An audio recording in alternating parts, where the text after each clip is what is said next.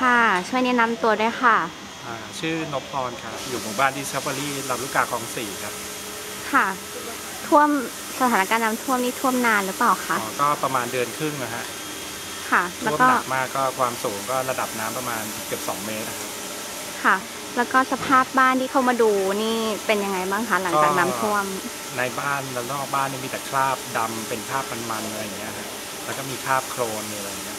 เยอะมากมีกลิ่นเหม็นไหมคะเหม็นมากครับแล้วก็น้ำดำมาก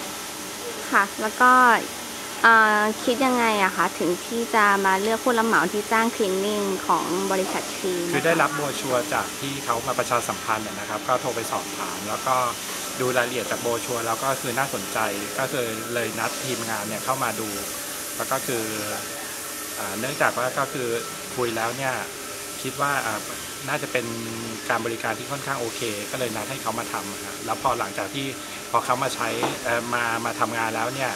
ก็รู้สึกว่างานเนี่ยดีมากแล้วก็ผลิตภัณฑ์ก็ดีมากคือกลิ่นในเรื่องของกลิ่นเกินอะไรเนี่ยไม่มีเลยค่ะแล้วก็คราบอะไรเนี่ยพอทำความสะอาดแล้วปุ๊บมันก็ออกแบบว่าดีมากแล้วคิดว่ามันแตกต่างจากตัวน้ำยาตัวอื่นไหมคะถ้าในแง่ของความแตกต่างที่เห็นชัดเลยก็คือในส่วนของที่เป็นกลิ่นนะฮะเพราะว่าในส่วนของน้ำยาอันอื่นเนี่ยกลิ่นสารเคมีหรืออะไรเนี่ยจะค่อนข้างแรงแต่อันนี้เนี่ยในส่วนของกลิ่นเนี่ยแทบจะไม่มีเลยแล้วในเรื่องของการทำความสะอาดเนี่ยพอขัดลงน้ำยาปุ๊บเนี่ยคือมันก็ออกแบบเร็วอะฮะค่ะก็ถือว่าพอใจนะคะพอยู่ในอสมระดับควรที่พอใจพอมากเลยค่ะค่ะขอบคุณมากค่ะสวัสดีค่ะ